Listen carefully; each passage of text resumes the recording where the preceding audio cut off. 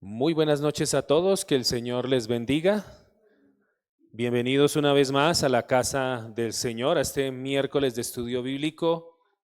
Perdón, sí, siempre se me olvida. Martes de estudio bíblico.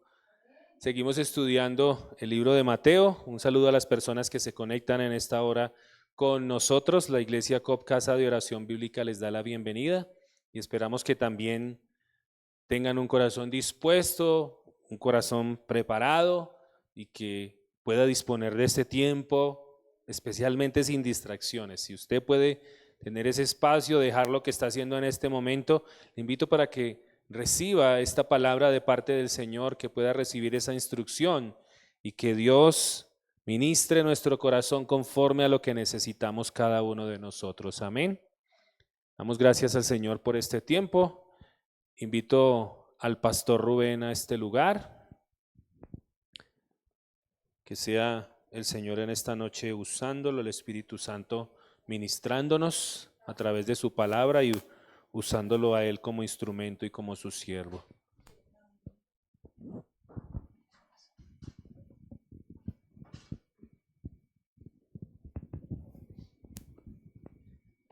Muy buenas noches. Em, qué bendición estar de nuevo acá para degustarnos un rato en la palabra del Señor. Amén. Estábamos hablando sobre Mateo ya en lo que llamamos ahora, o lo que actualmente se llama la Semana Santa, la llegada de Cristo a Jerusalén. Cómo después de su entrada triunfal, pudimos ver que llegó al templo. Y allí en ese lugar echó fuera a los comerciantes que estaban en el lugar llamado el lugar de los gentiles. ¿Recuerdan? Bueno, ese es un acto que no era habitual en Jesús, ¿no? Verlo con esa molestia, verlo enfadado de esa manera.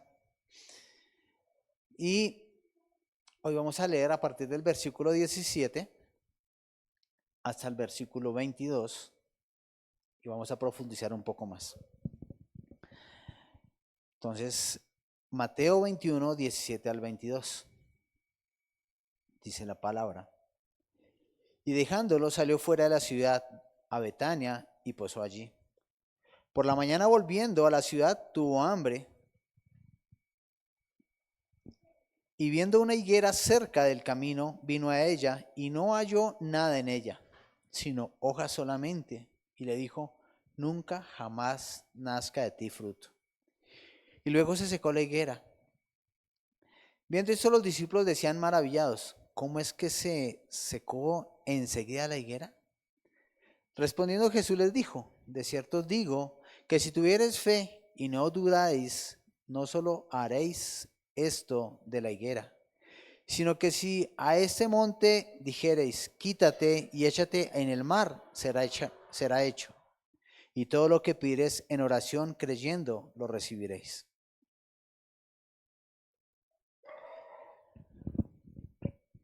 Señor, te damos gracias por tu palabra.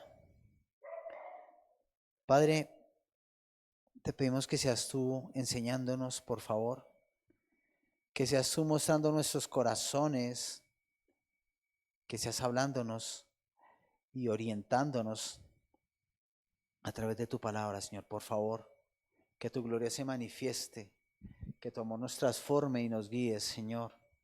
Te lo pedimos en el nombre de Cristo Jesús. Amén y amén.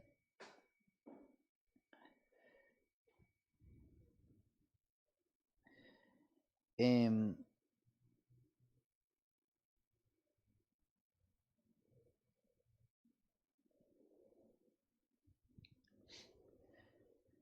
Cuando Jesús vino al pueblo, a su pueblo amado, los grandes líderes religiosos no tuvieron la fe ni la capacidad de ver a su Mesías, y mucho menos mostrar un fruto digno de arrepentimiento.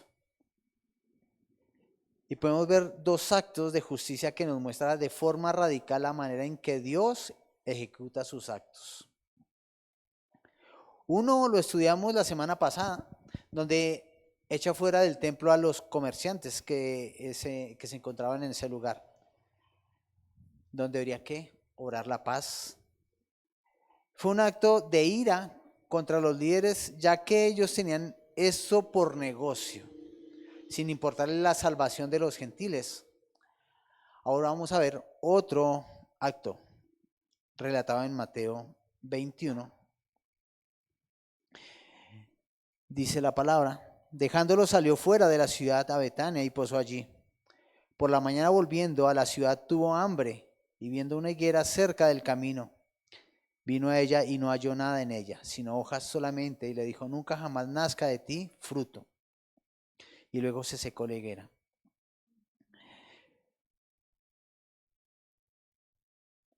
En Dios está el poder de la vida y de la muerte.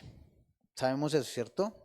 Él pudo darle vida a esa higuera, pero ese era un acto profético, ese era un acto que iba a llevarnos a ver el resultado de desobedecer a Dios. En Jeremías 8:13 se muestra a Jerusalén como una higuera, al pueblo de Israel como una higuera. Dice la palabra en Jeremías 8:13: los cortaré del todo, dice Jehová. No quedarán uvas en la vid, ni higos en la higuera. Caerá la hoja y lo que les he dado pasará de ellos. Pero para entenderlo un poco más, quiero que vayamos también a Oseas 9:10 al 16. Estos profetas ya habían hablado de lo que iba a suceder.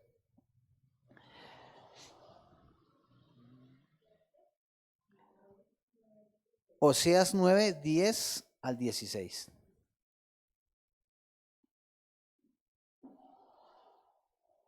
Dice la palabra: como uvas en el desierto, hallé a Israel. Como la fruta temprana de la higuera en su principio vi a vuestros padres. Ellos acudieron a Baal Peor, se apartaron para vergüenza y se hicieron abominación como aquello que amaron. La gloria de Efraín volará cual ave, de modo que no habrá nacimientos, ni embrazos, ni concepciones. Si llegaron a grandes sus hijos, los quitaré entre los hombres, porque ay de ellos también cuando de ellos me aparté.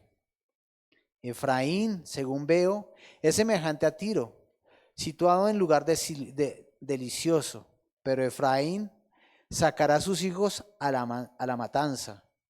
Dales, oh Jehová, lo que les has de dar. Dales matriz que aborte y pechos enjutos. Toda la maldad de ellos fue en Gilgal. Allí, pues, les tomé adversión por la perversidad de sus obras, los hechos de mi casa. Los echaré de mi casa. No los amaré más. Todos sus príncipes son desleales. Efraín fue herido, su raíz está seca. No dará más fruto, aunque engendré, yo mataré lo deseable de su vientre. Aunque engendrare, yo mataré lo deseable de su vientre. Bueno, podemos darnos cuenta de que la higuera representa al pueblo de Israel, que se encargó de mostrar una religión muerta, ya que sus hechos eran muy diferentes a sus palabras. Bien, en algún momento dice Jesús: escuchen, ¿por qué hablan cosas buenas si sus hechos son malos? Porque hablan de compasión, pero eran asesinos. Hablaban de los mandamientos de Dios, pero hacían unos mandamientos personalizados, nuevos, que simplemente los hacían para abolir los mandatos de Dios. Jesús pudo sacar fruto de ese árbol, él pudo hacerlo, ustedes saben, si Jesús desea, saca fruto. Pero en lugar de eso lo maldijo. Le estaba mostrando a sus discípulos varias cosas que queremos que veamos esta noche. Recuerde que el día martes no es una predicación expositiva, es una enseñanza. Estamos hablando de Mateo y hemos venido hablando del libro de Mateo, que Dios ahora nos lo está mostrando en el discipulado, y la verdad le doy gracias a Dios porque nos ha comenzado a mostrar sobre cosas que ya hemos estudiado y nos habla más claramente. Una de las cosas que Jesús nos muestra aquí es que Israel, al igual que este árbol, tenía hojas, pero no había fruto. ¿Recuerdan cuando hablamos del ser cristiano, pero un cristiano aparente? Que cuando uno está en la iglesia parece cristiano, pero cuando está en la calle no es cristiano porque se porta de otra manera. Es muy importante eso era lo que pasaba en el pueblo de Israel. No había fruto. Su corazón se había desviado y en lugar de tener corazones piadosos, había operado algo en ellos. Los estudiosos, los que más sabían, eran hombres religiosos.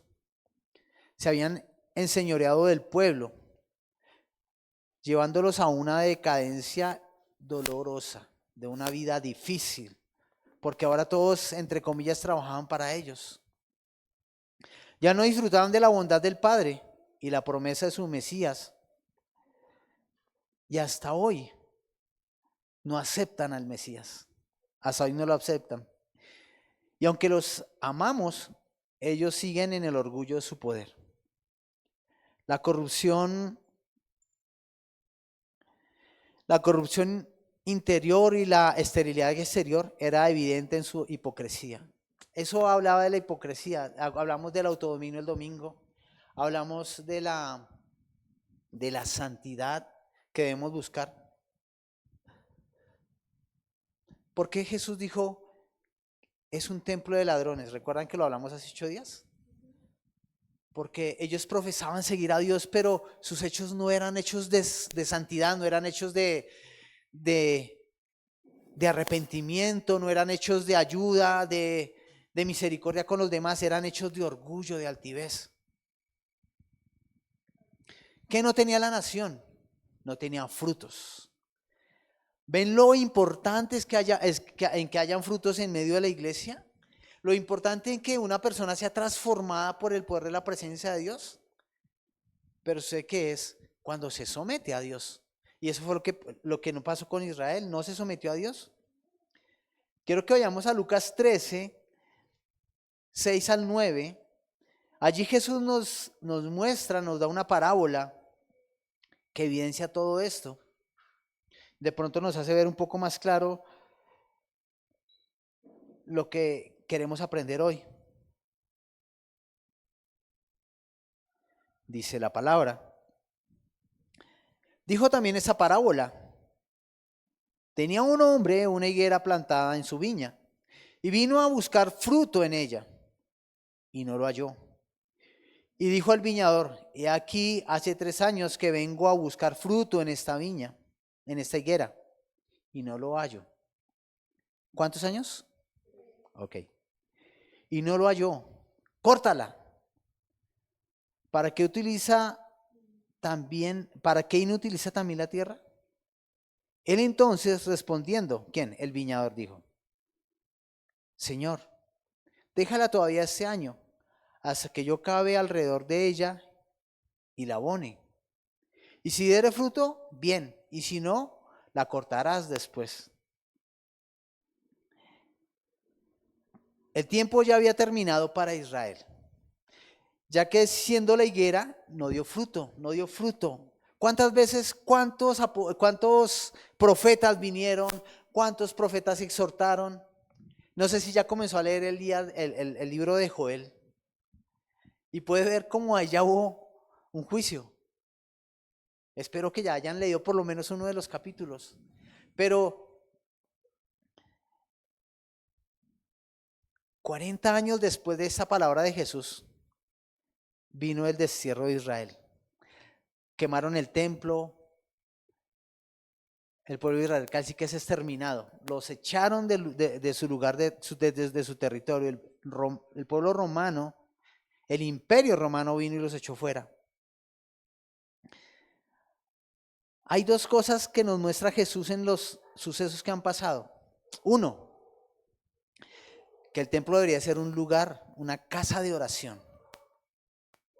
Y dos, que la nación debería ser un pueblo creyente. Como hablábamos en la clase el domingo, no se puede ser creyente por apariencia. No se puede ser creyente por mostrarme o por venir a la iglesia. No, eso no nos permite ser creyentes. El ser creyente es aquel que da fruto. Es aquel que camina en pos de Dios. Como hijos de Dios, como iglesia de Dios, debemos mostrar nuestra fe, cosa que no sucederá si no hay dependencia de Dios. Nuestra vida de estudio de la palabra y de la oración son sumamente importantes, ya que esto solo nos llevará a tener fe. Nada, no hay otra cosa que nos dé fe. No nos da fe decir, sí, yo creo. Nos da fe conocer a Cristo. Nos da fe ver cómo Él nos transforma. Eso nos da fe. Nos da fe ver cómo suceden cosas alrededor nuestro, pero esa confianza en Cristo nos hace mirar de otra forma esa situación. Eso nos da fe. Dependencia de su presencia, dependencia de un corazón sincero delante de Dios. Nosotros podemos engañar a toda la gente, podemos ser aparentemente íntegros delante de todos los demás, pero Dios nos conoce nuestra intimidad. Dios conoce lo más secreto que hay dentro nuestro.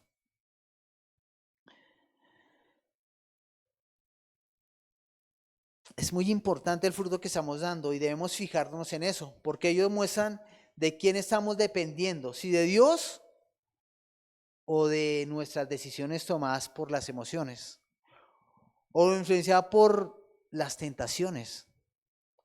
¿Somos religiosos o damos fruto? Eso era lo que pasaba con el pueblo de Israel. No aclaraba, no mostraba lo que debería haber en su corazón, no mostraba. Yo siempre, cuando comencé a leer la Biblia alguna vez, yo me preguntaba, ¿por qué existe el pueblo de Israel? ¿Por qué Dios escogió el pueblo de Israel? Después entendí que es voluntad de Él hacer como Él quiere. Y la oportunidad era ellos de mostrarle a Dios al mundo. Y es aún ahora.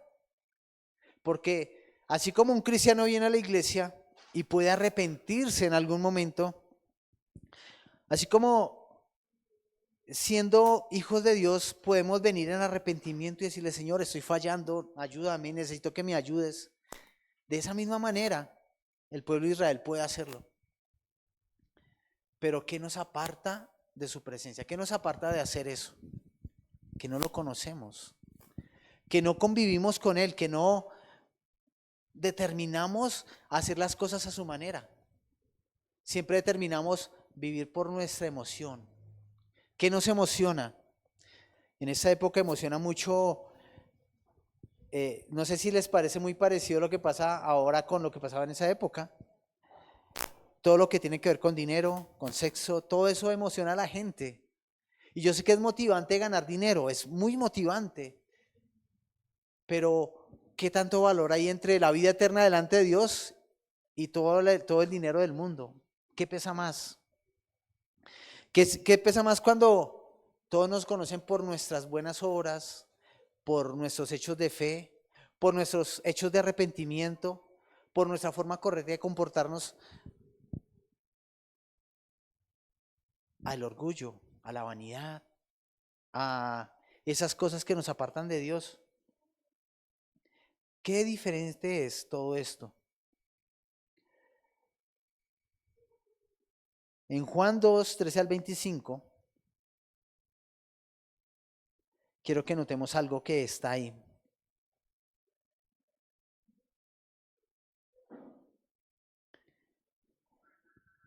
En ese Juan fue la primera vez, ahí fue cuando Jesús inició su ministerio. Quiero que notemos esto. ¿Recuerdan lo que dijo Jesús en la parábola? Llevo 3 años buscando fruto de esta higuera. Recordemos esa parte. Dice en Juan 2, 13 al 25. Estaba cerca la Pascua de los judíos. Y subió Jesús a Jerusalén y halló en el templo a los que vendían bueyes, ovejas y palomas, y a los cambistas allí sentados. Y haciendo un azote de cuerdas, echó fuera del templo a todos, y las ovejas y los bueyes, y esparció las monedas de los cambistas, y volcó las mesas, y dijo a los que vendían palomas: quitad de aquí esto, y no hagáis de la casa de mi padre casa de mercado. Entonces se acordaron sus discípulos que está escrito: el celo de tu casa me consume. Y los judíos respondieron y le dijeron: ¿qué señal nos muestras ya que haces esto? Escuchen, ellos pidieron señal, ¿cierto? Eso fue 3 años antes, apenas él comenzó el ministerio.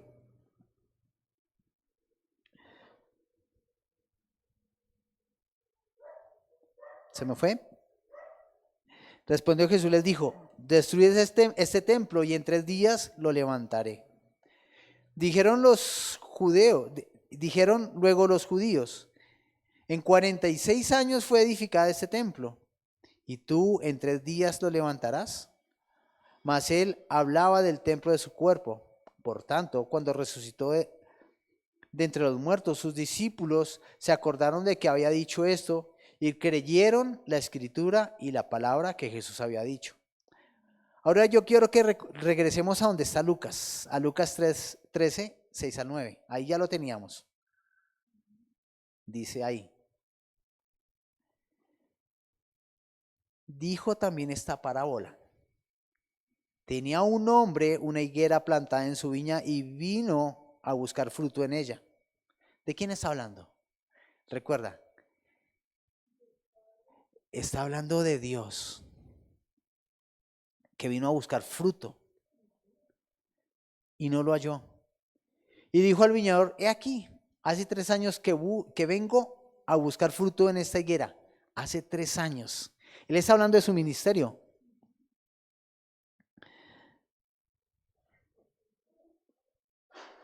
Y no lo hallo. Córtala. ¿Para qué inutiliza también la tierra? ¿Recuerdan que ellos habían pedido testimonio hace 3 años? En Juan. ¿Cuántos cojos fueron sanados ese mismo día? ¿Cuántos ciegos habían sanado? ¿Cuántos endemoniados habían sido libertados en esos 3 años? Y los líderes los vieron. Ellos pidieron testimonio y Jesús hizo testimonio cuando sanó al de la mano tullida delante de ellos en un día en un día de reposo. Cuando le dio vista al ciego, ¿no tenían señales? ¿No habían señales? Aún no podían comprender las señales que había en su corazón. Porque ellos no habían entendido que ese lugar que Jesús se había ido hace 3 años a limpiar debería estar listo para cuando él regresara y estuviera como un lugar de oración. Hace 8 días vimos que los líderes tenían ese lugar como un lugar de negocios porque ellos tenían ganancias de eso. Ellos ganaban por permitir que sucedieran esos negocios allí. Y tomaban todo esto como una religión. O sea, ser judío era una religión. Ser judío era lo máximo, pero una religión guiada por personas orgullosas. Y yo quiero que describamos la palabra orgullosas. Personas altivas, vanidosas, personas que se creían más que los demás, que eran autosuficientes, vanagloriosos, personas que no mostraban con humildad la presencia de Dios. Arrogantes, esa era la palabra, arrogantes. ¿Recuerdan también que hablamos muchas veces del valor de la humildad delante de Dios? ¿Por qué es tan importante eso para Dios? Porque Dios es humildad, porque Dios es amor, porque Dios es benevolencia, porque Dios es, en palabras que podamos entender, caridad, es ayuda, es bondad, es fe, mansedumbre, templanza.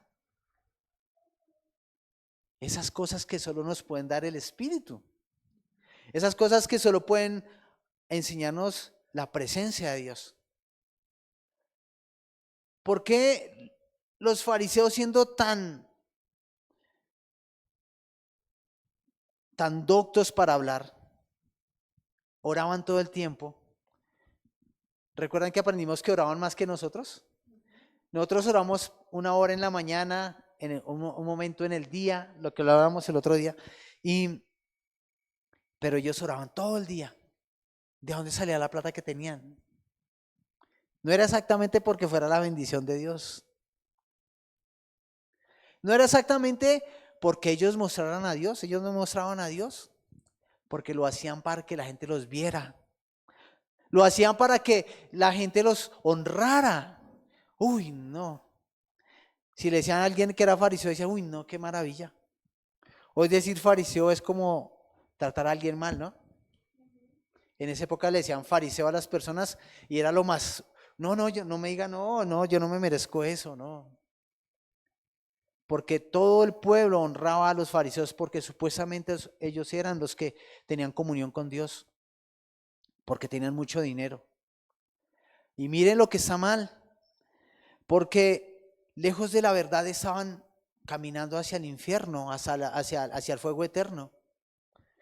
Lejos de eso estaban caminando, no mostrando el amor de Dios, cambiando los mandamientos de Dios, estaban ofendiendo al Dios verdadero. Y Jesús vino a mostrarles con bondad que no era así. 3 años de milagros, 3 años de palabra aclarando cada mandamiento, 3 años mostrándole a todo un pueblo que Él era Dios. Pero tenía que suceder que Él pagara el precio. Ese precio del pecado que solo Él podía pagar porque no había nadie más puro, más santo, no había nadie como Él. Entonces esto tuvo que suceder para que nosotros, los que estamos hoy aquí en la iglesia, los que están en la transmisión, pudiéramos ser salvos por fe en Él, por su obra en la cruz. ¿Es fácil estar aquí después de un día de trabajo? ¿Es fácil poder orar con tantos pensamientos de que hay que pagar deudas, de que hay que arreglar muchas cosas, de que el problema con los hijos? ¿Es fácil estar aquí? No es fácil, porque nosotros tenemos que, al buscar a Dios, poner todo eso en su presencia. Debemos rendirnos ante Él y entregarle todo lo que somos.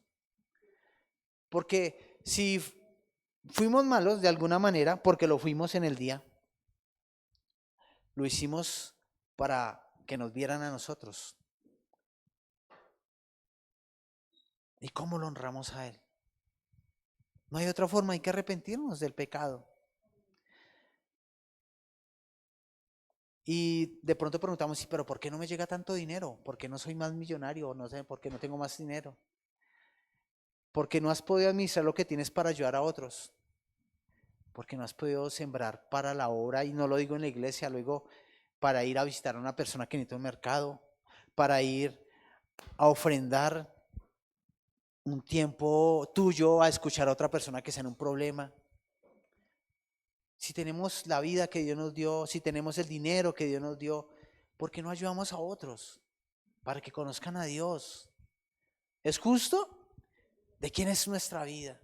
¿De quién era la vida de todos esos fariseos que oraban sin cesar, siendo religiosos, sin mostrar a Dios? ¿De quién eran esas vidas? Eran de Dios, pero ellos no lo comprendían. Y cuando vieron a Dios no lo conocieron porque su intimidad no era con Dios, era con su vanidad. Era con su vanagloria, con la maldad de su corazón. Ay, Señor, yo ayuno todos los días, Señor, o ayuno una vez a la semana y doy diezmos de todo lo que tengo. Porque eran millonarios, para ellos poner ese dinero en alfolí no les dolía nada. Y yo no estoy diciendo que tienen que dar un diezmo, una ofrenda que les duela, no. Estoy diciendo la actitud del corazón. ¿Cuál es la actitud de tu corazón cuando vas a buscar a Dios? ¿Merece el que tu orgullo esté en su presencia? La palabra dice que Dios no cohabita con el pecado. Entonces, por muy altivos que seamos al hablar, por muy elocuentes que hablemos al orar, no vamos a encontrar esa presencia porque Él no va a estar ahí. Por eso es justo que vengamos con un corazón sincero, arrepentido, con un corazón humilde que busque a Dios. Y recordemos que cuando estamos en nuestro lugar secreto, lo que dice allá en Mateo 6, debemos entrar confiadamente en su presencia. Porque como hijos tenemos esa oportunidad. Miren, mucha gente no sabe cómo ir a Dios.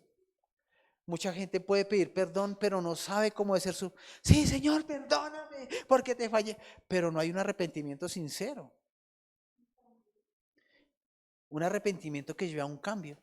Porque cuando tú estás en la presencia de Dios y sinceramente te arrepientes, Él comienza a llenarte de su santidad. Y comienzas a ver tu vida transformada. Tú eres el transformado. Y tú te das cuenta porque comienzas a pensar de otra manera. Comienzas a hacer cosas correctas que antes hacías incorrectas. Comienzas a dar pasos firmes que te llevan hacia Dios. No pasos firmes que te llevan a la maldad, sino tú comienzas a ver que está mal lo que estabas haciendo. Y puedes decir sinceramente, Señor, ayúdame. La única manera de podernos acercar a Dios es con un corazón sincero. Estando en Jerusalén, esa es la parte final, perdón. Bueno, entonces vemos que eso que Jesús nos dijo aquí en Juan sucedió 3 años antes. Y en la parábola nos está mostrando lo que va a suceder ahora con esa viña. Hay 2 cosas que Dios quiere producir en nuestras vidas. 1, quiere producir fruto verdadero en la vida de sus hijos. Eso es lo que quiere Dios. Un fruto verdadero. Un fruto de hombres que honren la gloria de Dios. Y 2, quiere producir santidad, práctica, no efímera, práctica en las vidas de sus hijos. Una santidad que se muestre y toque otras vidas. Si ves por qué es muy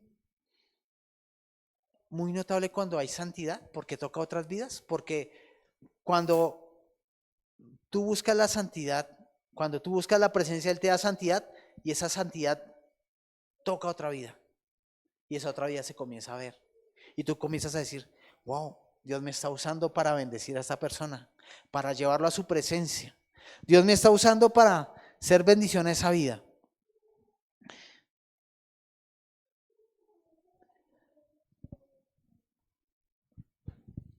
El dinero reunido en el templo era para ganancias de los líderes, eran ganancias deshonestas. El dinero no era para las misiones, era para sus gastos personales. Entonces no sé si se parece mucho a algo que vemos ahora en la actualidad. Suena muy actual, ¿sí o no? Es un tema muy actual. Pero eso nos muestra a nosotros que estamos en esta posición que debemos morir a cosas. ¿A qué debemos morir? No sé, piénsalo ahí en la posición donde estás. ¿A qué debes morir tú? ¿A qué? Pregúntate ahí para adentro tuyo, ¿a qué debo morir yo? ¿A mi orgullo? ¿Cómo le muestro la santidad a mi familia? ¿Cómo puedo hablarles de Dios? ¿Será que debo caminar un paso más y esforzarme más por leer la palabra? Dar un paso más y estar en comunión con Dios antes, o sea, valorar más esa comunión con Dios antes de valorar a todo lo demás que estás haciendo. Como poner en primer lugar su presencia que el trabajo, por ejemplo. En primer lugar, su presencia antes que hacer un negocio. Porque yo les digo, como testimonio en mi vida, que siempre que es a Dios primero, las cosas se mueven de otra manera. Porque Él se encarga de transformar tu vida.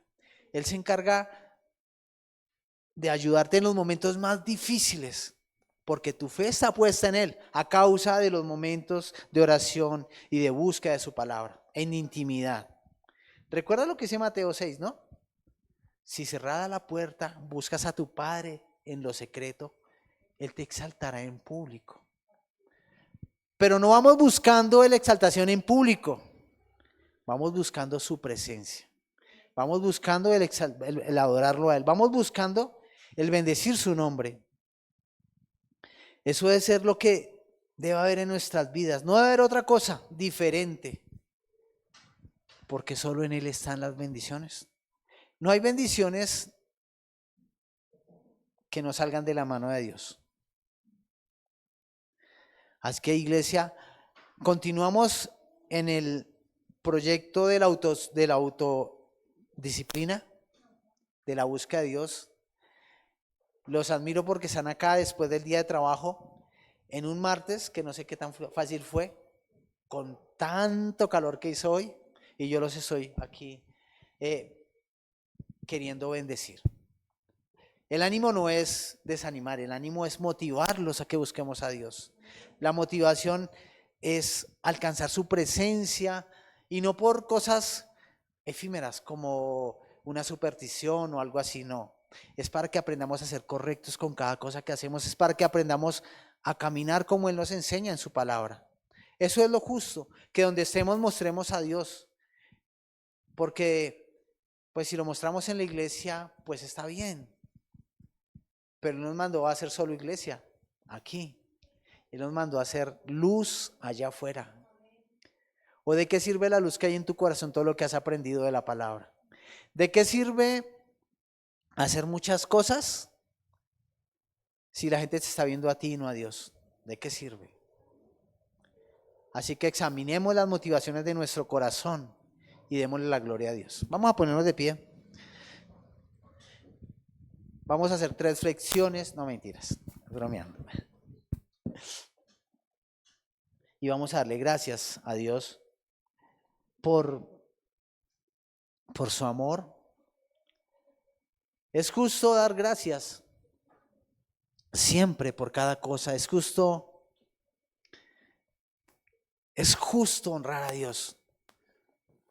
Mira, que tus palabras honren a Dios, que tus hechos honren a Dios, que cada cosa que hagas honre a Dios. En tu trabajo, en donde estés, ¿cómo?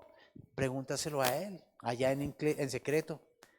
¿Cómo te honro, Señor, en medio de mi trabajo? ¿Cómo te agrado con lo que hago? Ayúdame, porque mi deseo más grande es mostrarte a ti. Cuando tú eres luz y ayudas a otra persona que está herida, estás honrando a Dios, lo estás exaltando a Él. Piensa en eso. Señor, te damos gracias por tu presencia. No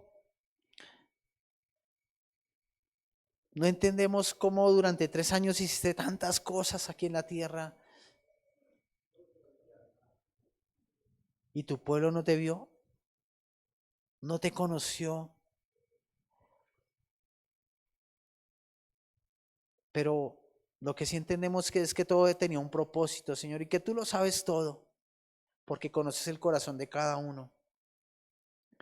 Así que hoy lo ponemos delante tuyo, Señor, creyendo que tú eres el que transforma nuestras vidas, que solo en ti alcanzaremos la victoria sobre ese mal que generalmente nos controla, Señor.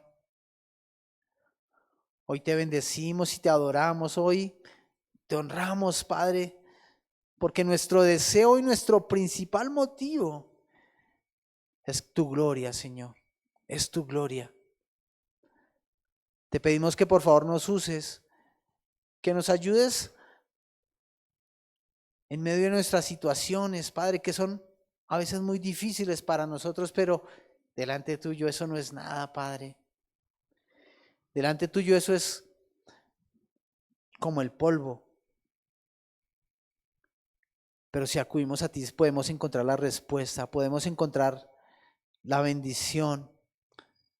Aún el hecho de que entendamos que debemos arrepentirnos es una bendición, Padre. Por eso te pedimos que nos redargullas el corazón y que nos llames a andar en justicia, juicio y equidad, Señor, para tu gloria. Tú eres el Rey y eres el Santo, el Creador de todo lo que existe, y por eso estamos aquí para decirte gracias. Gracias por este día de trabajo. Gracias por darnos fuerzas para venir este día a recibir tu palabra, a aprender un poco más de lo que enseñas a través de Mateo, Padre, y a conocerte más y más, Señor. Ayúdanos a vivir en santidad, a ser cristianos íntegros, a ser cristianos que te amemos con todo el corazón, Padre. Hoy te bendecimos en el nombre de Cristo Jesús, Señor, y te damos la gloria a ti. Amén y amén.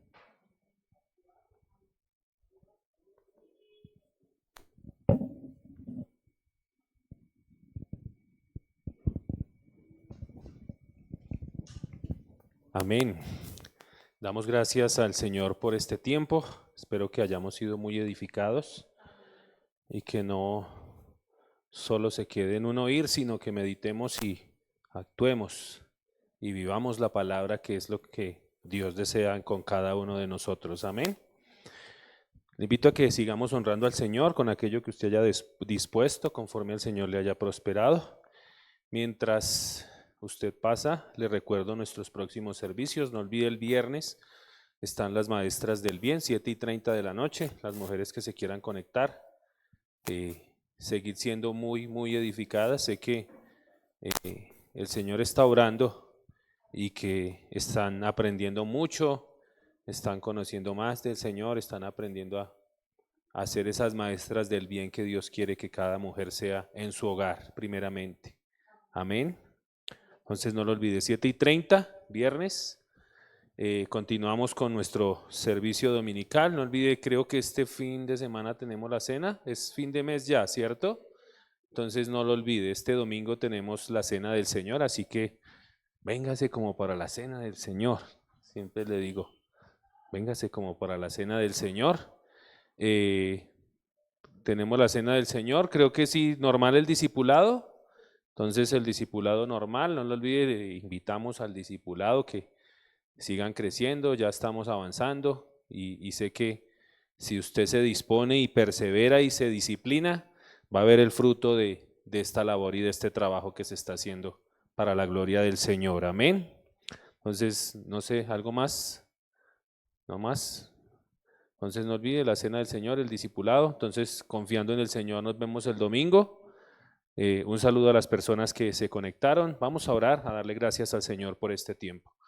Bendito Padre, te honramos y te exaltamos una vez más, Señor. Gracias por darnos la oportunidad, el privilegio de poder venir y recibir tu palabra, Señor. Queremos pedirte ayuda, Señor, en cada área de nuestra vida, y que sea tu palabra fluyendo en nosotros, Señor, y transformando nuestro corazón, Señor, para que se pueda ver ese cambio en lo exterior, Rey de Gloria. Te damos gracias, Señor bendito, gracias por tu provisión, gracias por que tú eres el que bendice el trabajo de nuestras manos, bendito Señor, tú eres el que nos provees todo lo que necesitamos, Rey de Gloria, y aprendemos a depender de ti, a confiar en ti, Señor. Ayúdanos a que siempre nuestro corazón esté puesto firmemente en ti, Señor, más que en las cosas de este mundo, a confiar verdaderamente en que tú eres el que nos sustenta, Señor amado. Gracias te damos, Señor bendito, oramos por tu sabiduría, Señor, en medio de todos los asuntos, en todo lo que tenga que ver, Señor, con nuestro trabajo. Danos sabiduría, Rey de Gloria, para saber hacer nuestro trabajo con mayor excelencia, y que, como dice tu palabra, que todo lo que hagamos sea de palabra de hecho, lo hagamos para que traiga gloria a tu nombre, Señor. En el nombre de Cristo Jesús te damos gracias, bendito Dios. Amén y amén. Un saludo a las personas que se conectaron, que el Señor les bendiga. De igual manera a los que nos acompañaron en esta noche, que tengan un feliz resto de noche, un feliz resto de semana, y que estemos ahí conectados con el Señor. Amén. Bendiciones.